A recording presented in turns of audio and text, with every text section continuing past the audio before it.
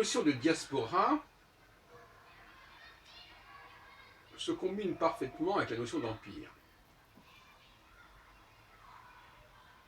Pour qu'une diaspora s'installe quelque part, il faut qu'elle soit accueillie par un empire, c'est-à-dire par un espace ouvert à une certaine diversité, une certaine sociodiversité. Un espace qui accepte les minorités, ce qui est propre des empires. Et ce qui est intéressant, c'est que si une structure accepte des minorités en son sein, ça va lui faciliter la possibilité d'annexer et de conquérir d'autres structures et d'autres points. Donc, ça veut dire que la pluralité intérieure à une société lui permet de gérer l'annexion d'autres entités.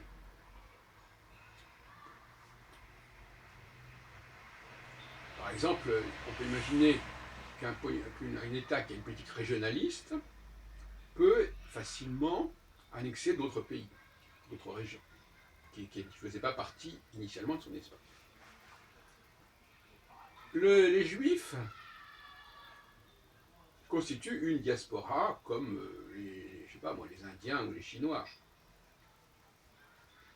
La différence, c'est que à un moment donné, la diaspora juive, c'est devenu presque la totalité du peuple juif. Si on admet, bien entendu, qu'ils viennent tous d'un même centre qui serait la Palestine. Donc, on ne comprend pas bien l'histoire du sionisme, notamment à l'époque de Herzl, et l'évolution de ce sionisme, qui pourrait être une forme de déviance, si on ne se situe pas dans une problématique impériale. Rappelons que Herzl est né au sein d'un empire, qui est l'empire austro-hongrois, dirigé depuis Vienne en particulier, et que l'idée d'État pour Herzl n'est pas forcément celle d'un État complètement autonome. D'ailleurs, aujourd'hui, on sait très bien que cette notion d'État autonome est assez dérisoire, ne serait-ce qu'au niveau de l'Union européenne, où les États qui font partie de cette Union européenne ne sont pas totalement autonomes, donc font partie quelque part d'une sorte d'empire. Même si eux-mêmes sont des anciens empires, ou des empires toujours existants, ou qui pourraient exister. C'est autre sujet. Mais l'idée d'un État juif, ou hébreu comme on dit, qui ne s'inscrirait pas en tant que minorité au sein d'un ensemble, est aberrante. Même aujourd'hui, la France est minoritaire au sein de l'Union européenne. Donc c'est un État, c'est un phénomène général, ce qui concerne l'Europe en tout cas. Alors, donc c'est pour ça que je dis, le peuple hébreu n'a pas une dimension impériale évidente, mais en revanche, il s'inscrit dans une dimension impériale. Il faut voir les choses des deux côtés, du côté du pouvoir, de l'État impérial, et du côté des entités et des minorités qui s'inscrivent dans le cadre de cet État. Maintenant, en 1967, il y a eu une opportunité impériale pour l'État hébreu. Une opportunité qu'il n'a pas su, avec le recul de 50 ans bientôt, gérer de façon optimale. Parce qu'il avait un modèle de développement qui avait évolué et qui n'était plus dans la logique de bon sens herzlienne. On avait pris le mot État juif dans le sens le plus radical, c'est-à-dire un État bien défini, bien déterminé, comme ce qu'on verra se développer notamment au lendemain de la Première Guerre mondiale, qui aura été la crise de l'Empire, de la notion d'Empire, aussi bien d'ailleurs dans tous les sens du mot Empire, l'Empire allemand, l'Empire ottoman, l'Empire austro-hongrois et l'Empire tsariste. Mais bon, 1870 aura été la fin de l'Empire français, si on peut dire. Mais enfin, ça n'a pas mis la fin, ça n'a pas du tout été la fin de l'Empire colonial français du tout. Donc, il semblerait que, à partir des années 1920, qui sont celles où justement du mandat britannique donné par la Société des Nations, et qui correspond à une forme de colonisation, il faut dire les choses comme elles sont, de la région, qui s'inscrit dans un cadre de colonisation de la région, donc dans un cadre impérial, encore une fois, qui est celui des Britanniques. Il y avait une cohérence, n'est-ce pas? C'est-à-dire que cette entité juive, qui était programmée, s'inscrivait dans le cadre de l'Empire britannique. Et c'est donc dans un cadre impérial. Alors,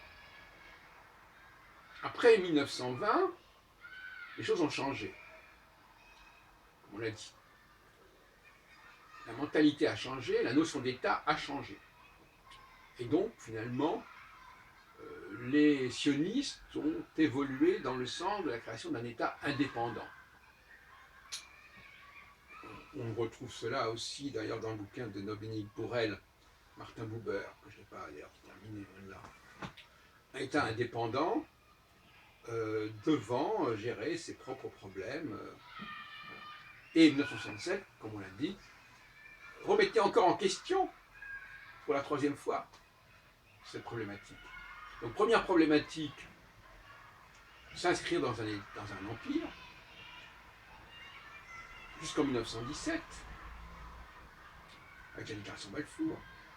Deuxième problématique, dans les années 20, l'idée d'un nationalisme, d'un État-nation qui ne dépendrait pas d'un empire, puisque c'était la fin des empires, quelque part. Et troisième problématique, en 1967, Israël se retrouve face à une situation à nouveau impériale, mais c'est lui, à ce moment-là, qui va devoir jouer le rôle de l'État impérial. Par le fait de la conquête. Tout à l'heure, on a dit que la notion de conquête était complètement compatible avec la notion d'empire, par définition. Quand même, la notion de conquête générait quelque part l'empire, puisque, au fond, même les États-nations ont été le fait de conquêtes intérieures à un espace territorial donné, y compris la France, y compris l'Espagne, etc. Et donc, Israël s'est retrouvé en situation impériale, mais en a-t-il assumé les implications? C'est peu probable. Il n'a pas élaboré une laïcité qui est le propre même de la problématique impériale. On ne peut pas créer un empire sans une forme de laïcité. Ça ne veut pas dire que laïcité, encore faut-il définir le terme, bien entendu. Hein. Laïcité, ça veut dire qu'il n'y a pas de religion. Laïcité, ça signifie qu'il y a un espace intercommunautaire au sein de cet empire qui obéit à des lois qui ne sont pas dictées par telle et telle communauté en particulier. Chaque communauté ayant vocation à s'organiser en tant qu'entité de son côté jusqu'à un certain point. Donc, cette situation impériale, elle n'a pas été bien gérée, ce qui fait qu'aujourd'hui, Israël n'est ni en sein d'un empire, ni à la tête d'un empire.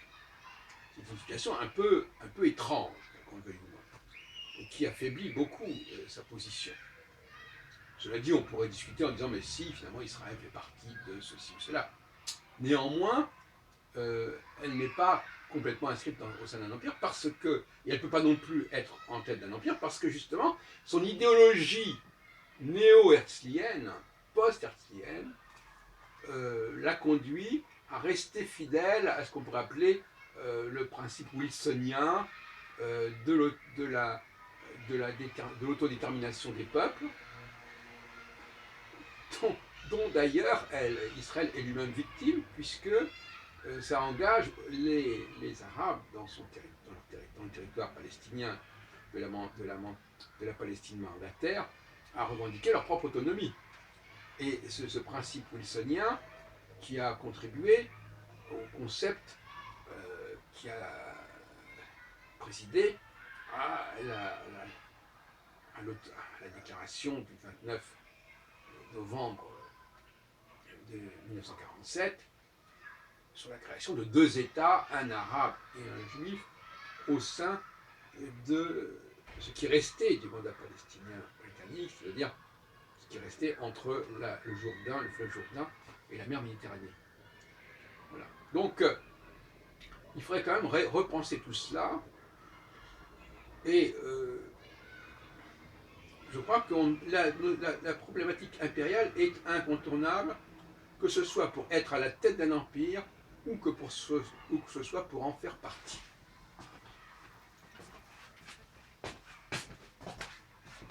Et les minorités, les diasporas juives dans le monde s'inscrivent au sein d'un certain nombre d'empires.